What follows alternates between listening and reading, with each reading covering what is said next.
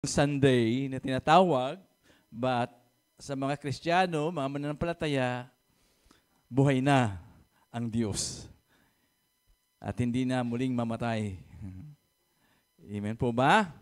Hallelujah. So purihin po ang Panginoon dahil tayo po ay patuloy do sa ating pong tema ngayon pong April, God's favor through Christ's death and resurrection.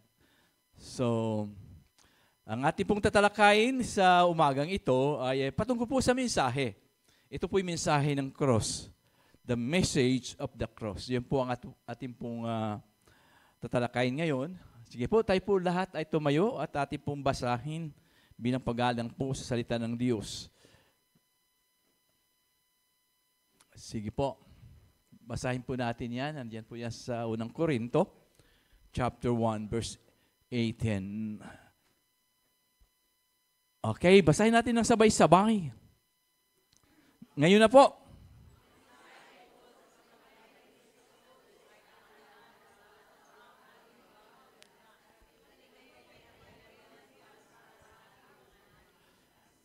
Ang mensahe tungkol sa pagkamatay ni Kristo sa krus ay kahangalan para sa mga taong naliligaw ng landas.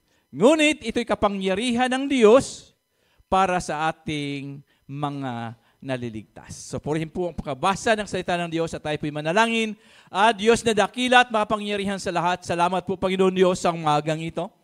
Na minsan pa ay aming ginugunitan nga po Panginoon Diyos ang iyong pagkabuhay na muli 2,000 years ago, O Diyos. Ngayon pong umaga ay patuloy po namin ito pag-aaralan. Ang aming po Panginoon laging saliksikin ang iyong mga salitang ito. Dahil ito ang dahilan kung bakit kami, Panginoon, ay may kaligtasan sa aming mga buhay. Salamat po. Ito po ang aming dalangin sa pangalan po ni Jesus. Amen at amen. So, purihin po ang Panginoon. Hallelujah. Sige, palakpak po yan para sa Diyos. Hallelujah. Amen. Hallelujah. So, purihin ang Panginoon. So, hindi naman sila nagpenitensya, ano po? Penitensya ba yun? Although ay niyayakag nila ako. Sabi ko baka pagbaba ay pagulong na ako noon.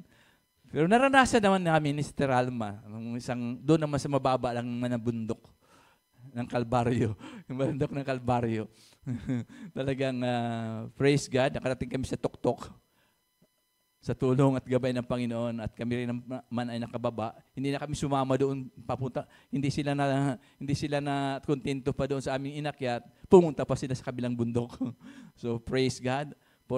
At naka-challenge naman po at talaga pong naman na masasabi mong ay kasi bawat hakbang mo doon kailangan tulong ng Diyos Amen.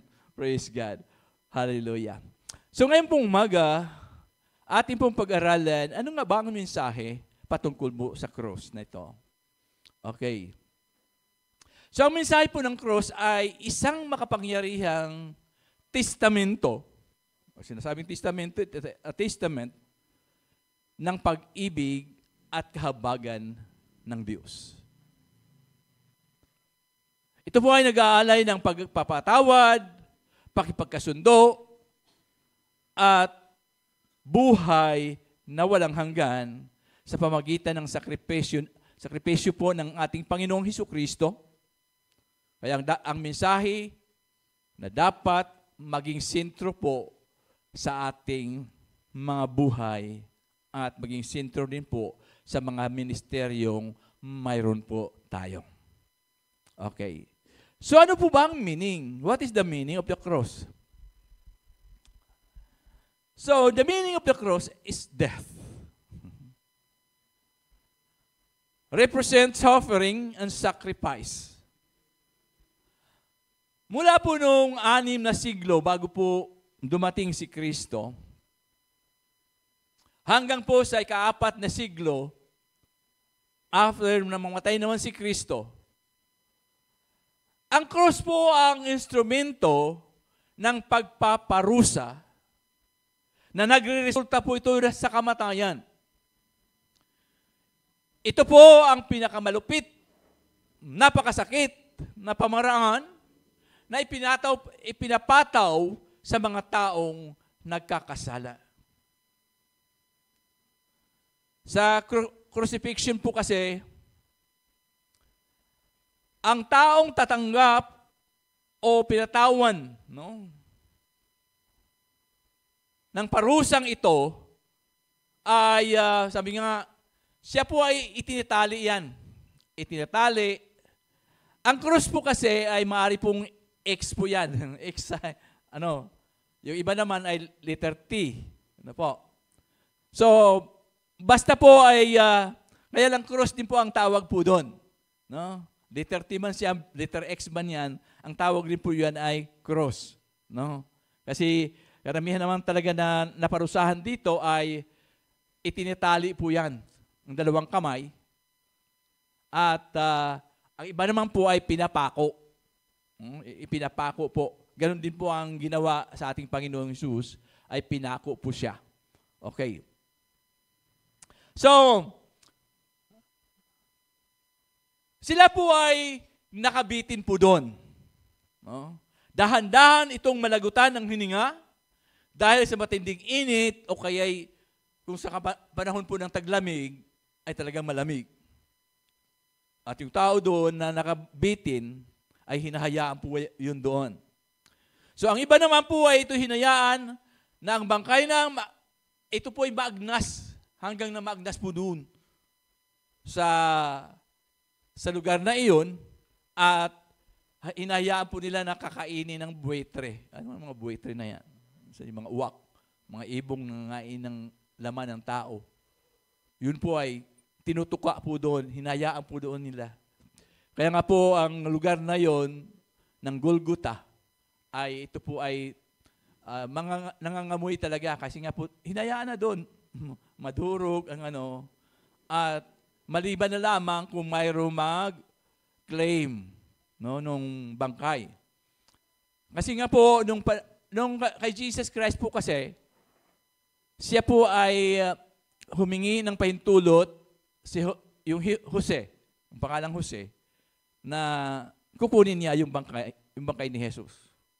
No? Yung iba po kasi ng mga salarin ay wala na pong nagkiklaim doon. Kasi kung may magkiklaim doon ay kahihiyan.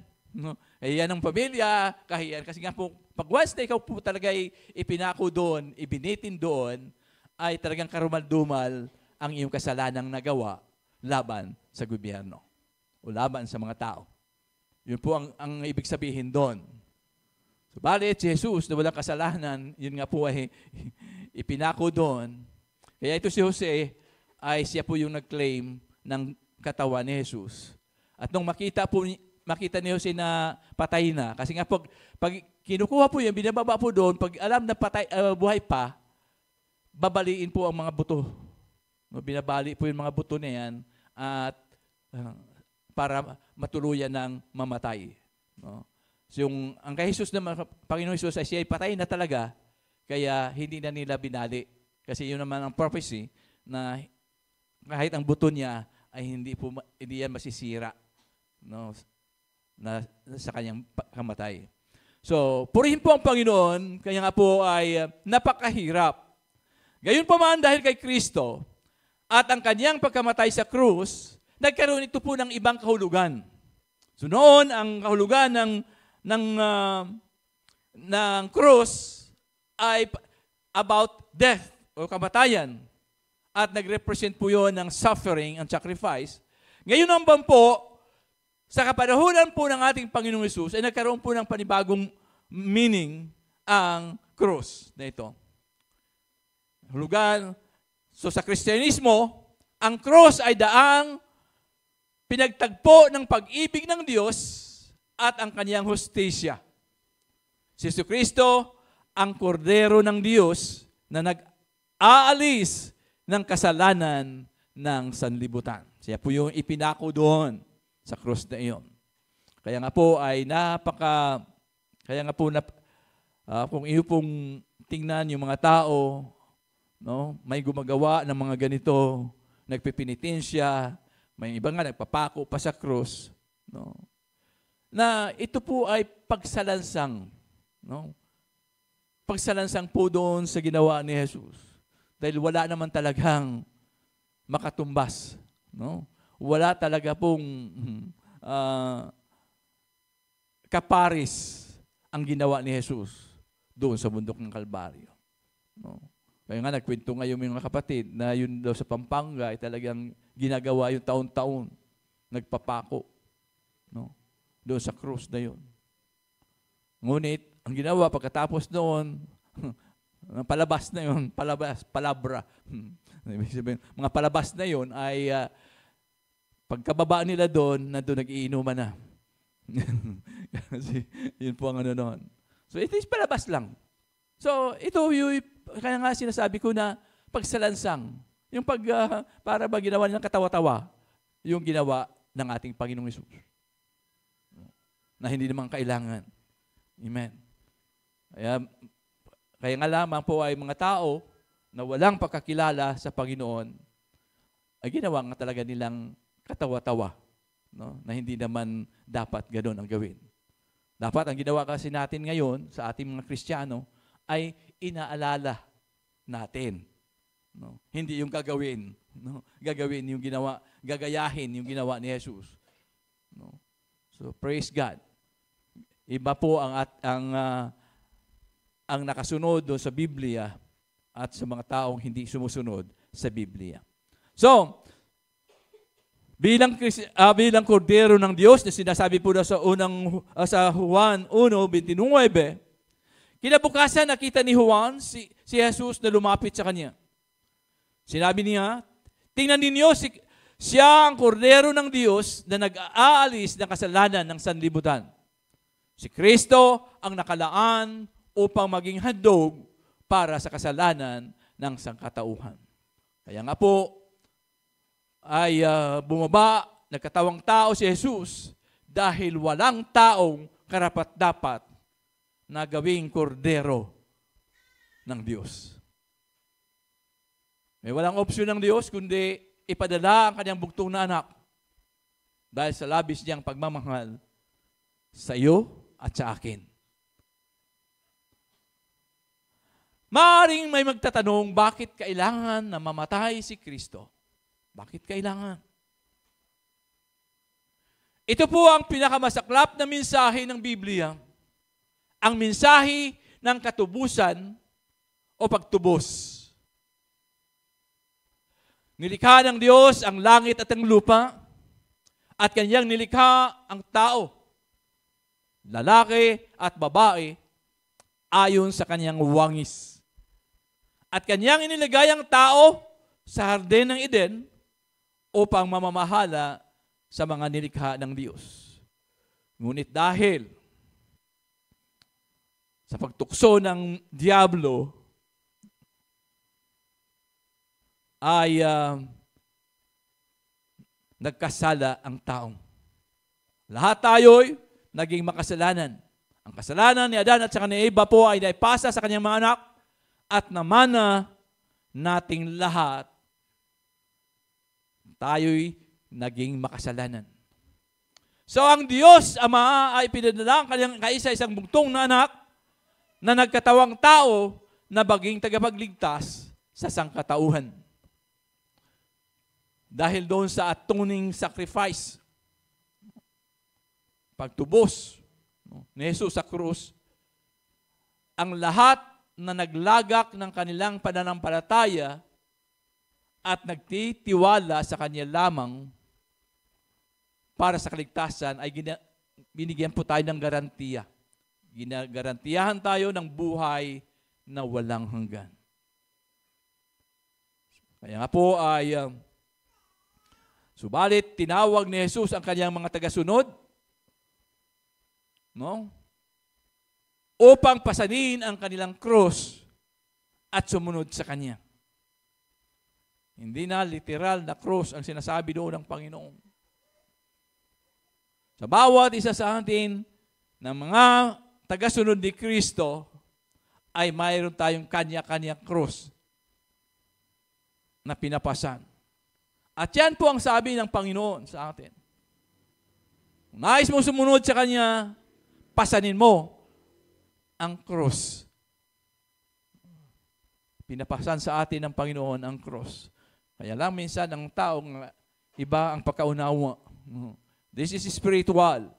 Hindi po yan literal na pasanin mo ang krus araw-araw. Ang pagpasan ng krus na tinutukoy ni Jesus ay patungkol sa pagdinay o pagtanggi sa kanilang sarili, sa ating mga sarili. Ibig sabihin, yun po ang mensahe doon na sinasabi ng Panginoon, pasanin mo ang iyong krus araw-araw. Amen. Ano po ba ang mensahe ng krus? Ang mensahe ng krus, ito po yung pagbabayad sala o pagtubos sa kasalanan. Ang kamatayan ni Jesus sa krus ay kabayaran ng ating mga kasalanan at pinagkasundo niya tayo sa Diyos. So yung krus na yon ang siyang naging instrumento para po maibalik muli. Magkaroon doon. Kung titinang po natin lahat ng ito po ay nasa proseso lahat. No? Kung ano yung propesiya o yung hinula patungkol sa pagliligtas, ay talaga pong detalyadong sinusunod. Kung niyo po mapansin. So gamit ang cross na yon, na siyang naging instrumento para doon sa pagbabayad sala o pagtubos ng kasalanan. Doon po sa Isaiah 53, mula 4, ay sinasabi po, tunay ngang inalis niya ang ating mga kahinaan, pinagaling niya ang ating mga karamdaman. Ito po yung propesiya. Subalit inakala natin na iyo'y parusa ng Diyos sa Kanya.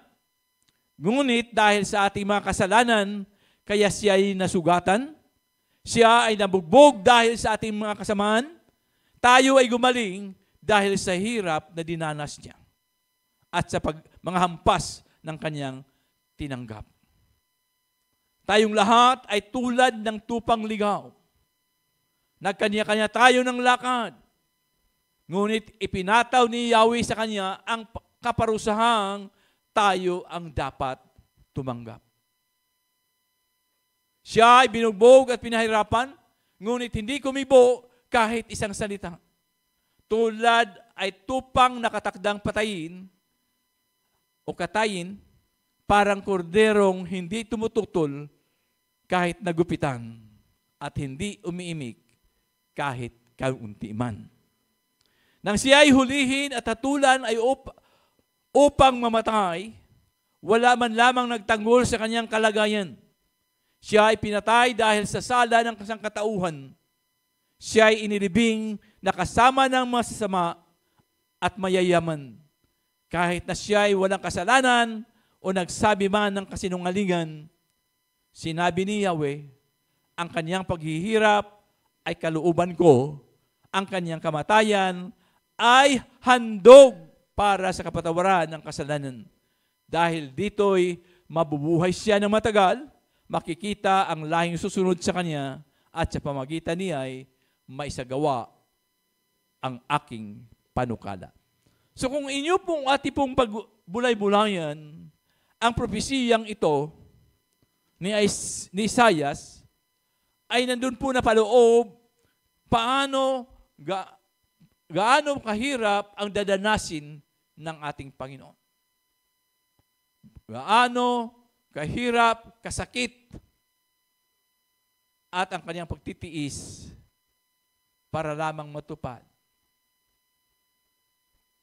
ang katubusan sa pamagitan ng kanyang kamatayan. So ang cross ay ginamit para matupad ang mga bagay na ito. Ito rin po ay patungkol sa katubusan at pagpapatawad. Redemption and forgiveness. Doon po sa Ephesians chapter 1, verse 7 to 8. Nang sabi, tinubos tayo ni Kristo sa pamagitan ng kanyang dugo at pinatawad ang ating mga kasalanan. Gadoon kasagana ang kanyang kagandahang loob na ibinuhos niya sa atin ayon sa kanyang karunungan at kaalaman. So sa pamamagitan ng pananampalataya sa sakripisyo ng Panginoong Hesus, natanggap natin ang kapatawaran ng ating mga kasalanan at tinubos tayo sa kapangyarihan ng kasalanan. Ibig sabihin po lamang, nandun na yung redemption o katabusan at pagpapatawad. Ngunit, ang susi po dito, para matanggap po natin ang katubusan ng pagpapatawad ay ang pananampalataya. So, ang ibig sabihin, nasa pamamagitan ng pananampalataya sa ginawa o yung sakripisyo po ng Panginoong Hesus, natanggap natin ang kapatawaran. Pananampalataya natin na ang ginawa ni Jesus doon sa krus ng Kalbaryo ay sapat na para tayo po ay maligtas. Sunod po ay nagkaroon po ng bagong buhay. Sabi po ng Galatians chapter 2 verse 20, kaya hindi na ako ang nabubuhay ngayon, kundi si Kristo na ang nabubuhay sa akin. At ang buhay ko ngayon ay sa katawan ay ikinabubuhay ko sa pamagitan ng pananampalataya sa anak ng Diyos na nagmamahal sa akin at naghandog ng kanyang buhay para sa akin. Sige, basahin po natin yan. Basahin natin ng malakas. Ngayon na po.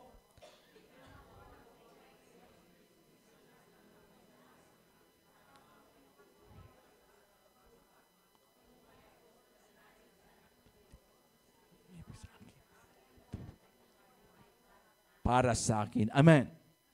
Yan po ang ginawa ni Jesus. Kaya tayo ngayon ay mayroon ng katiyakan na mayroon po tayong buhay na walang hanggan. Ang cross ay simbolo ng bagong buhay. Nagbibigay ng pag-asa at ang binagong buhay kay Kristo. Sunod ay ang katagumpayan sa kamatayan. Doon po sa unang Korinto, chapter 15, verse 57, magpasalamat tayo sa Diyos na nagbibigay sa atin ng tagumpay sa pamagitan ni Kristo. So, yung resurrection after death, sa cross po ay nagdi-demonstrate po yan ng pagtatagumpay. Pagtatagumpay over death and the power of sin. Okay? So ito po yung dinidemonstrate po ng cross na ito po ay mayroon tagumpay. Mayroon pong tagumpay sa kamatayan. So ibig po sabihin po lamang, mamatay man tayo physically, no? Tayo po ay bubuhayin muli mula sa mga patay, katulad po ng ating Panginoong Jesucristo. At sabi nga po doon, the power of sin, tayo po ay binago na. Napagtagumpayan na natin, napagtagumpayan na, ni Jesus Christ, ang kapangyarihan ng kasalanan. At yun po ang sinabi ng Panginoon, pinangako sa atin na sinabi niya, napagtagumpayan ko na ang sanlibutan. So, ang talatang ito ay nagsasaad na ang Diyos sa pamagitan ni Kristo ay tayo ay binigyan ng tagumpay laban sa kasalanan at sa kamatayan. Ang tagumpay na ito ay hindi nagawa ng tao, kundi ito ay kaloob ng Diyos. Ang tagumpay na yan, hindi dahil sa atin.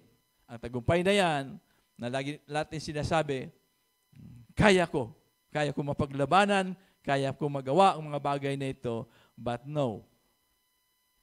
Tingnan po lagi natin, isa puso lagi natin, dahil sa tagumpay ni Kristo. No? Hindi tayo ang nagtagumpay, kundi si Kristo. Kaya tayo nagtagumpay dahil kay Kristo. So ang mensahe ng cross ay nakasentro po doon sa Kristiyanong pananampalataya, ang mensahe na dapat may papahayag at may sa pamuhay.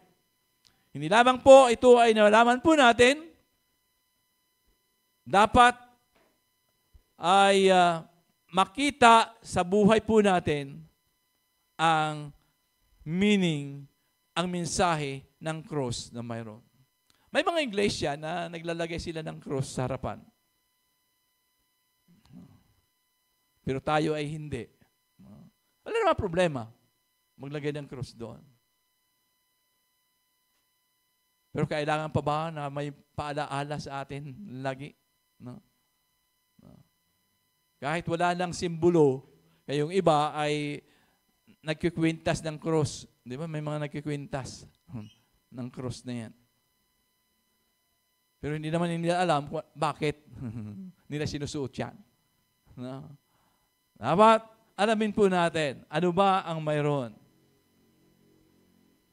Kailangan pa ba na palalahanan tayo? Bilang mga Kristiyano kasi, bilang mga mananampalataya, ay nasa puso na po natin. At makikita po natin kung ano ang mensahe ng cross sa buhay ng bawat isa sa atin. Hindi yung pag nakita mo, saka mo naalala. Yung iba nga po, pag dumaan sa, nag-antanda na kagad. Ano yung antanda? No? May tanong kasi, bakit hindi kayo nag-antanda? Sabi ko, ano bang dapat? Bakit ba kailangan natin mag-antanda? Pwede ba ang isang Kristiyanong mga anak ng Diyos, mga tagasunod ni Kristo mag-antanda? Antanda matawag doon sa mga mata. No? Sabi ko, pwede naman. Bakit hindi? No? Kaya lang, iba kasi, basta na lamang mag-antanda ng gano'n eh. Minsan pag natatakot, ginawang panakot. Amen. Ang cross hindi dapat panakot. Ang cross ay, yun ang ginagawa natin, simbolo lang yan. Hindi na kamatayan, kung hindi simbolo na ng buhay. No? Yun po ang inano natin. Ang cross ay panawagan sa pagsunod kay Kristo, pasanin ang ating mga cross at mamuhay sa buhay paglilingkod at pag-ibig. No? Ito ay panawagan. Ang cross ay nanawagan sa ating pagsunod kay Kristo, pasanin ang ating mga cross at mamuhay sa buhay paglilingkod. Ito po kasi ang pinakaano doon. Yung buhay po natin, paglilingkod at pag-ibig. So ang mensahe ng cross po ay kapangyarihan ng Diyos sa mga naliligtas. The message of the cross is a powerful message of hope, salvation, reconciliation. Nag-o-offer po yan. Sabi nga, offering a path to a new life through faith in Jesus Christ. Okay. Ito po ay sa pamagitan ng ating pananampalataya kay Kristo. Ano po ang halaga ng cross na yun? Nawala naman sa puso po natin si Kristo. Kaya may nagsasabi nga, sila yung iglesia. Sila yung iglesia ni Kristo.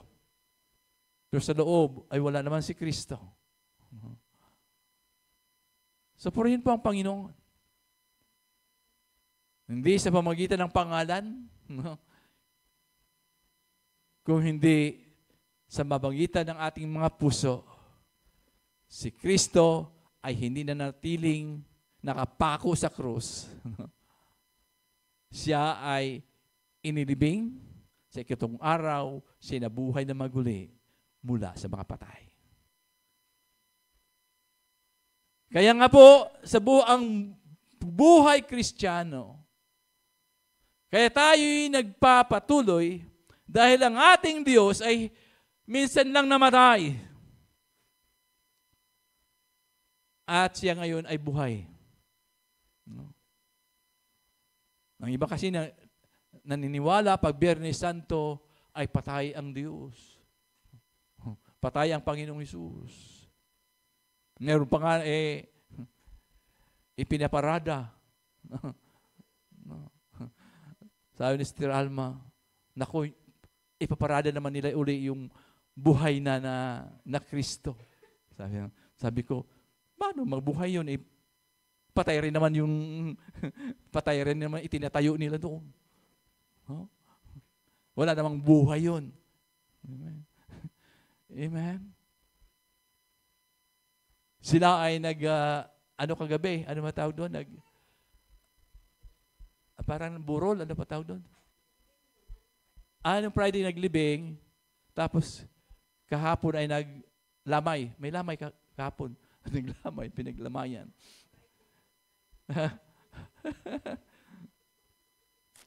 Sabado ay, basta, yun na nga. Praise God. Amen. Alam mo, yun yung naitanim sa puso nila na gano'n. Tuwing Biyernes Santo, namatay si Kristo. Yung iba, gagawa tayo ng kasalanan ngayon. Magsusugal tayo kasi patay ang Diyos. Patay na ang Diyos. Ang Diyos hindi na mamatay. Diyos siya. Si Kristo, nagkatawang tao, namatay. Pero minsan lang siya namatay. No? Siya nabuhay na maguli. At hindi na mamatay. Hindi man mamatay kasi tapos na yung sakripisyo. Hindi na mamatay. Kasi siya ay Diyos na. Amen. Kasi ang Diyos hindi naman namamatay. Kaya nga nagkatawang tao si Kristo para maranasan niya ang kamatayan. Pinasan niya yung kasalanan ng sangkatauhan. Kaya siya ay naging makasalanan. Inako niya yung kasalanan nating lahat. Amen. Kaya nga po ay minsan buksan natin ang ating isipan. Buksan natin ng malawak ang ating pangunawa. Para po makita po natin ano yung totoo. Ano yung katotohanan. At yung katotohanan na yan ang siyang magpapalaya sa atin. Nagpapalaya sa bawat isang sasampalataya sa Panginoon. Okay? The cross as a revelation of God's love and justice. Okay.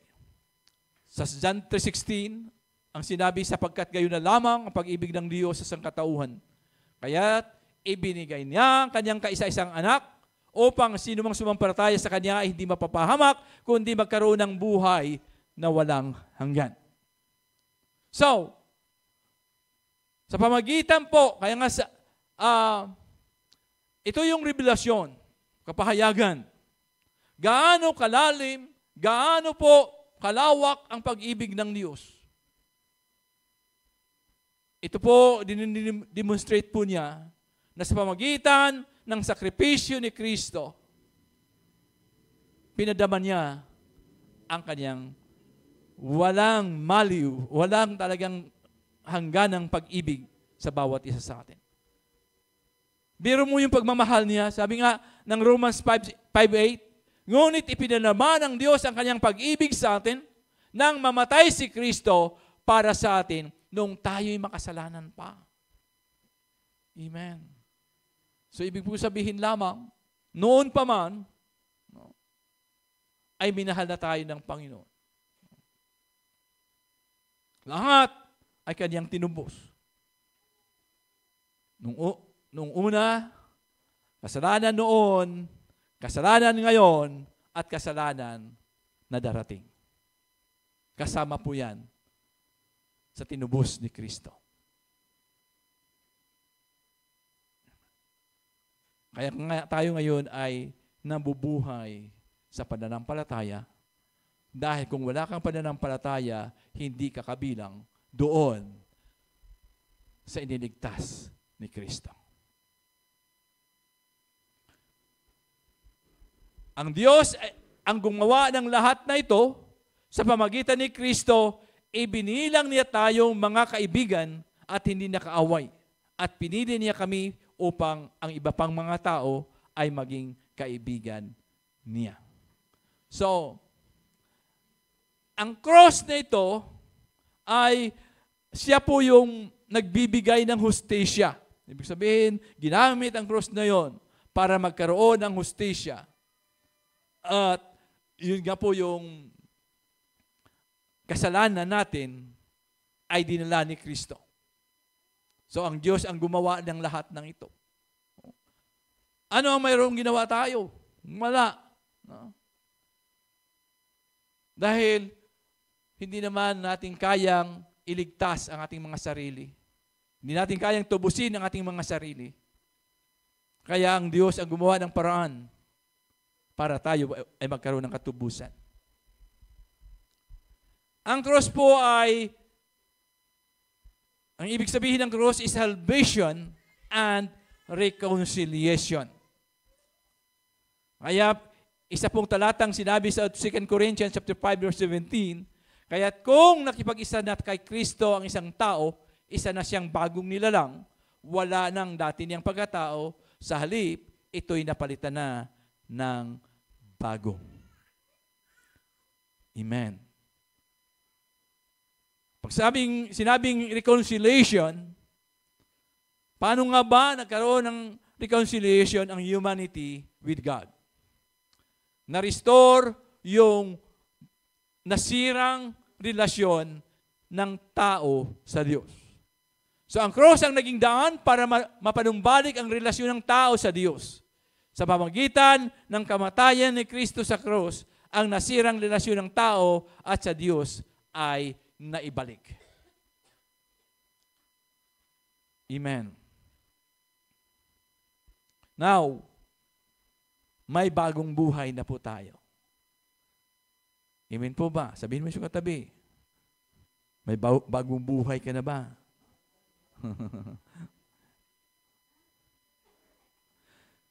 Sa pamagitan ng cross, natupad ang pangako ng Diyos sa kaligtasan ng sangkatuuhan at pangako ng panibagong buhay sa mga sasampalataya patuloy na umaasa at nagmamahal sa Diyos. Mahal ba natin ang Diyos? Mahal ba ninyo ang Diyos? No.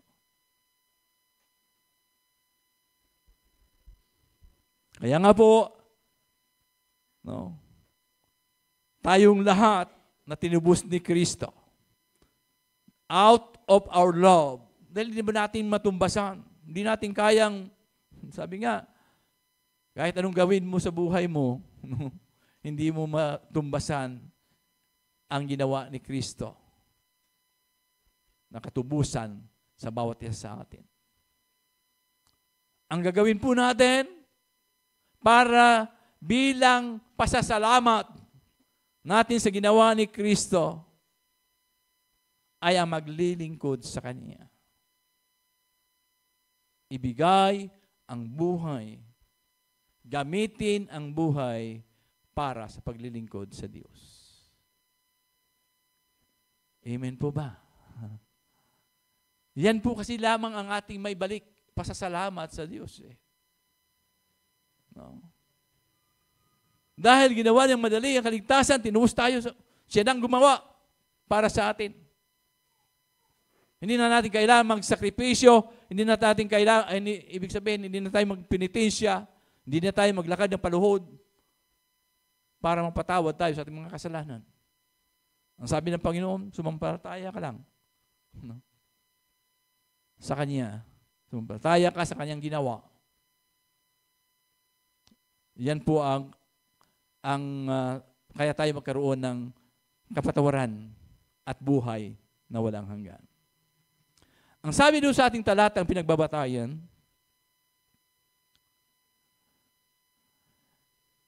ang mundo po ay nire-reject. Kanila pong tinanggihan ang mensahe ng cross. Dahil ang sabi nila, kahangalan. Ngunit kahangalan iyan sa mga taong mapapahamak. Kaya nga po ay dapat natin ipanalangin lalo na yung mga namumuno sa atin. Dahil nga po, ang mundo ay pilit na pilit ipinapasok ang mga batas. No, mga batas na lalo na sa atin sa Pilipinas, ano po? Noong pong matanggihan sa hindi na naaprubahan, ipinasok ulit nila yung mga batas na para sa kanilang kagustuhan. Iniba ang pangalan. Iniba na naman ang pangalan. Pero salamat sa Panginoon dahil may mga kapatid tayo sa Kongreso na pilit talaga nilang labanan ang mga anti-religious, sabi nga anti-religious law, biblical law sa atin. May mga, sabi nga ng isang kapatid, na may mga nandoon sa kongresong 30 daw 30 na mga Kristiyanong mga kongresista nandoon.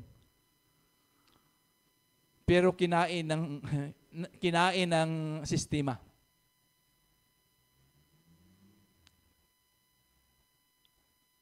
Sabi nga ng isang pastor, sabi niya, ang hirap na maraming mga Kristiyano nandoon pagdating na sa anti-biblical na mga batas ay hindi mo sila makasama.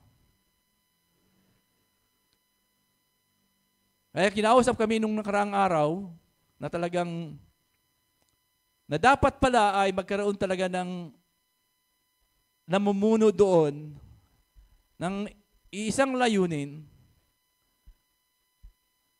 Kasi yung ibang mga Kristiyano ay ayaw silang mababas. Ayaw sila na maraming mga doon.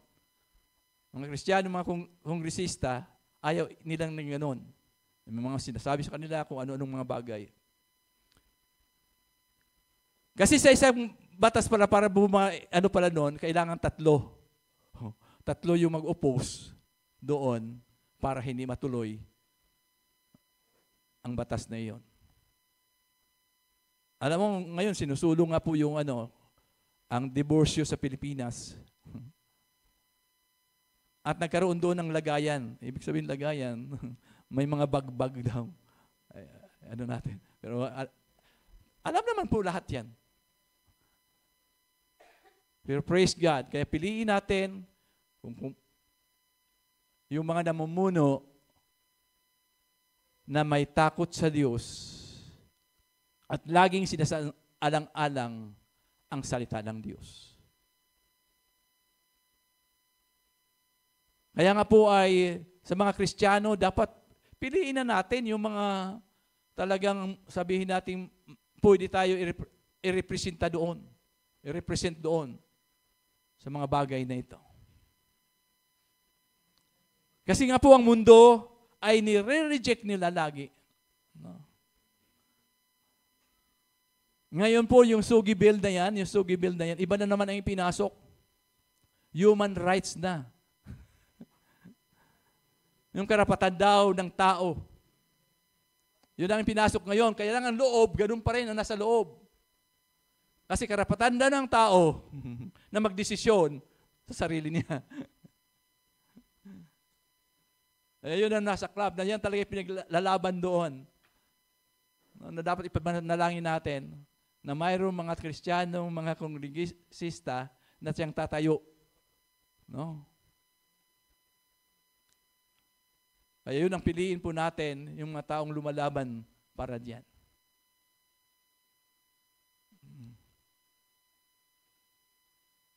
Amen. Sabi po ng unang Corinthians chapter 1 verse 18 to 25. Mahaba-haba po ito, pero basahin po natin kay maganda po. Ang mensahe tungkol sa pagkamatay ni Kristo sa krus ay kahangalan para sa mga taong naliligaw ng landas. Ngunit ito'y kapangyarihan ng Diyos para sa ating mga naliligtas. Sapagkat nasusulat, sisirain ko ang karunungan ng marurunong at gagawin kong walang saysay ang katalinuhan ng matalino. Ano ngayon ang kabuluhan ng marurunong ng mga tagapagturo ng kautusan ng mahuhusay na debatista sa kapanuhunang ito? Ipinapakita ng Diyos na ang karunungan ng sanlibutan ito ay pawang kahangalan lamang. Amen. Sapagkat ayon sa karunungan ng Diyos, hindi niya pinahintulutang siya ay makilala ng tao sa pamagitan ng kanilang karunungan. Sa halip, minarapat niyang iligtas ang mga nagpapasakop sa kanya sa pamagitan ng magandang balita na aming ipinapangaral, na sa tingin ng iba ay isang kahangalan. Ang mga Hudyo humihingi ng himala bilang katunayan. Karunungan naman ang hinahanap ng mga Griego. Ngunit, ang ipinangaral namin ay si Kristo na ipinako sa krus nang para sa mga Hudyo ay isang katitusuran at para sa mga Hintil ay isang kahangalan. Subalit sa mga tinawag ng Diyos, maging Hudyo o maging Griego, si Kristo ang kapangyarihan at karunungan ng Diyos. Sapagkat ang inakala nilang kahinaan ng Diyos ay kalakasan higit pa sa kalakasan ng tao. Amen. So ito yung mga bagay na sinasabi ni Apostol Pablo po sa atin. Dahil yan naman din ang katotohanan na nangyayari sa mundong ito.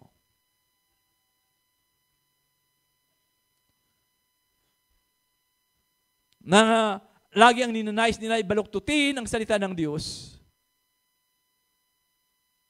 Ayaw sundin ang sinasabi ng Biblia dahil gawa lang ng tao. Amen. Pero ito'y may kapangyarihan. No? Na sa bawat isa sa atin, ang cross, hindi lamang yan, cross na yan. Nawa sa buhay po natin ay ati pong maalaala lagi na ang cross na yan ay hindi na mensahe ng kamatayan, kundi ang cross na yan ay mensahe na ng buhay. So laging isa puso po natin na sa pamagitan ng cross na yon, tayong lahat ay nagkaroon ng kaligtasan. Kaya nga po, mayroon tayong katiyakan. May katiyakan tayo na na mayroon tayong buhay na walang hanggan sa piling ng ating Panginoon. Amen po ba? Yan po ang pag-asa po natin. Yun lagi ang ating, kaya nga po yung aral, ang Biblia, ang mensahe ng Diyos lagi, nakasintro lagi doon sa sakripisyo ng ating Panginoong Hesus. Sa ginawa ng Panginoon sa krus ng Kalbaryo. Hindi doon sa lahat ng ating mga ginagawa. No? O tayo gumagawa, lahat ng ating ginagawa ay para sa kapurihan ng Diyos. Lahat po yan. Ano man yung ating po mga tagumpay na mayroon tayo, yan ay para sa kapurihan ng Diyos. Kaya gagawa tayo para sa kapurihan ng Diyos. Kaya nga sabi, hindi na yung atin. Kasi sabi yung pagpasan, sabi sa mensahe ng Panginoon, na pasanin po natin ang ating krus. No? Anong mensahe doon? Kasama doon sa ating paglilingkod. No? Makikita po natin yan. Kung tayong lahat ay naglilingkod sa Diyos, ibigay yung ating buhay para sa paglilingkod sa Diyos. Para ang iba na hindi pa nakakilala sa Panginoon. Yung iba na ayaw pang buksan ang kanilang puso sa pamagitan ng ating mga prayer, panalangin, ay mga taong ito ay makakilala sa Panginoon. Huwag kang pumayag. Huwag tayong pumayag. No? Na ilagay sa ating puso na, hayain mo na. Ayaw sila. Malaki na sila. Amen. Huwag tayong pumayag. Kundi iluhod natin sa Panginoon, idalangin natin sa Diyos. Para mga taong iyan, na katulad din natin noon, na matigas ang ulo, tulad din natin noon, na tayo po ay candidate for destruction.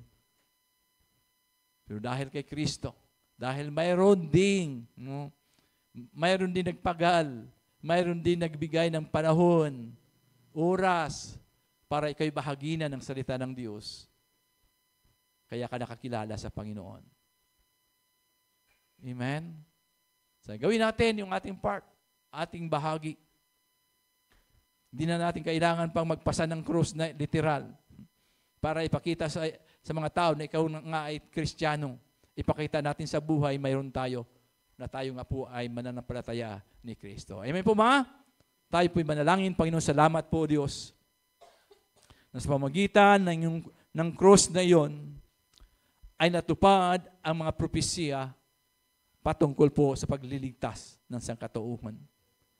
At Lord, salamat dahil may Kristo na nagbubo ng kanyang dugo, nagsakripisyo para kami ay magkaroon ng kapatawaran ng aming mga kasalanan. At Lord, salamat dahil sa ginawa mong yon, kami, Panginoon, ay nakatitiyak na mayroong buhay na walang hanggan. Kaya ngayon pong umaga, Lord, hindi lamang ito'y alaala, hindi lamang ito, Panginoon, paggugunita, Panginoon Lugad, kung hindi araw-araw, tuwi-tuwi na, Panginoon Lugad, lagi naming maisip, may sa puso, na may Kristong naghihirap doon sa krus na yon para kami matubos sa aming mga kasalanan. At Lord, salamat nga po, Panginoon, sa lahat ng ito. Pinupuri ka po namin, pinasalamatan sa pangalan po ni Jesus. Amen at amen.